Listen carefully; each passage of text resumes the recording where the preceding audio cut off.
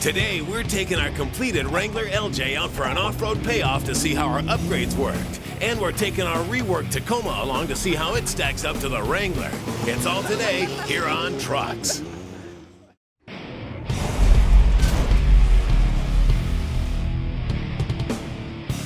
Hey guys, welcome to Trucks.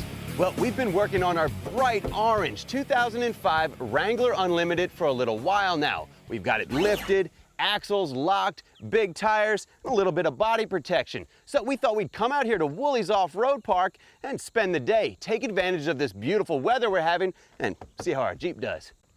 We couldn't resist dragging our 2000 Toyota Tacoma out here as well with its newly installed Squire's turbo system. And although this is a decidedly milder off-road rig, it's proven itself to be very capable with 31-inch tires and stock suspension. But today we want to test out what that 100-odd extra horsepower is going to give us, along with the gray wire mod, see if this thing does better off-road.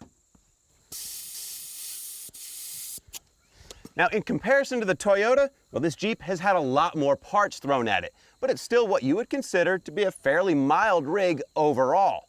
Now, we spent quite a few shows putting this rig together, and in case you haven't seen it from start to finish, here's a quick refresher. Now, our LJ came to us nearly stock, save for a cold air intake and a CV radio. And with what we had planned for this Jeep, that wasn't going to cut it. So we picked up a long-arm suspension system from Rusty's Off-Road. And to beef up the factory-installed Dana 44 rear axle, we installed aftermarket axle shafts, along with 456 gears and an air locker. The front got an air locker as well, but it got upgraded 30-spline shafts. The T-case was treated to a heavy-duty slip yoke eliminator kit, and for tires and wheels, we picked up some 35-inch Mickey Thompson Baja clogs. Then we added a winch, powder-coated bumpers and rocker skids, along with some flares to keep mud off the paint. Then, to save our backs, we installed some Mastercraft suspension seats. Finished things off with a Dynamax exhaust system. Then it was time for a quick flex test before we took it out here today. Hey guys, welcome back to Trucks. Well, our Jeep is up first in the comparison test between it and our turbocharged Tacoma. And we're starting right here, right now. You're rocking over here, man. Get it? Oh, get it? Yes.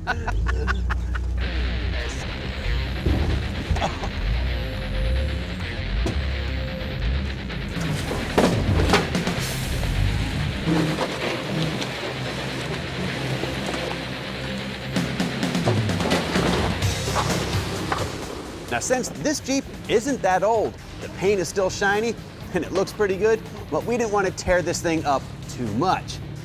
But we did want to put our modifications to the test. So we had to walk the line and balance being too aggressive with making sure we could drive home at the end of the day. Now, even though this trail or this area hasn't seen rain in the last few days, well, we still found some slick, gooey mud. Ready?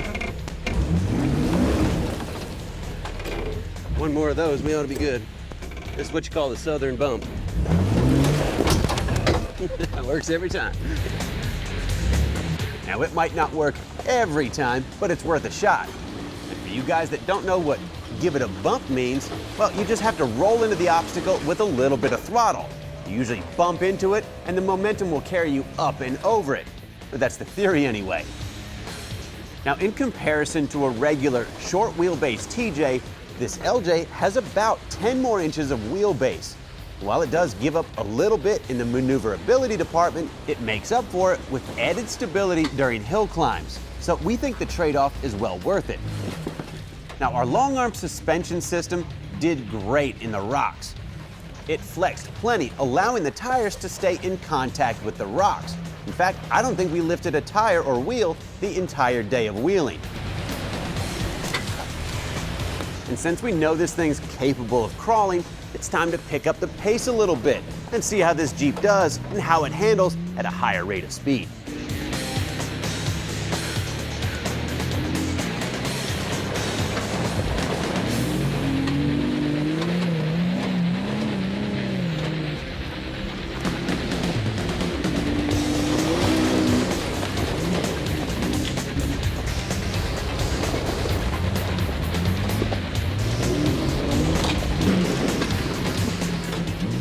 We realize most of you guys won't drive this fast off-road, but it's always nice to know you can if you want to.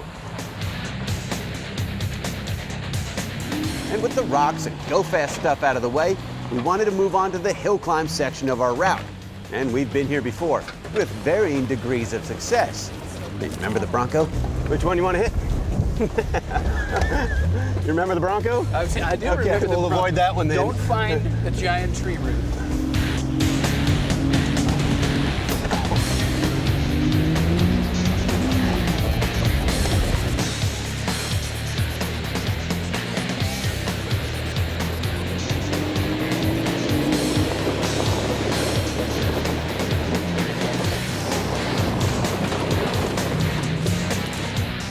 What goes up must come down.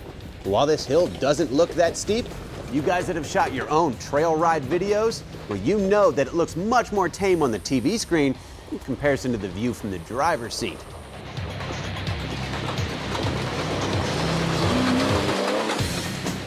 And while this 4-liter's no slouch, we fully expect our Tacoma to do a little bit better on these open stretches of trail. Not just because the extra power the turbocharger is going to give it, but also because it's got independent front suspension, as opposed to our solid axle equipped Jeep, which is doing okay and holding its own.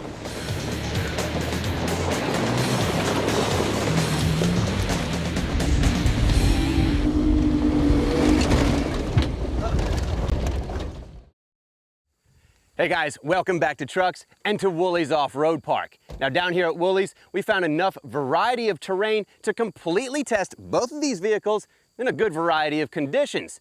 Now we had a great time doing the testing, or even mildly abusing both of these rigs, but we suffered through it for you guys so we could show you the strength and weaknesses of both the Jeep and the Toyota. As for the Jeep, well, it's one of the most well-rounded dual-purpose rigs I've ever been in. It does great out on the road, on the highway, and well, you saw for yourself how well it does off-road.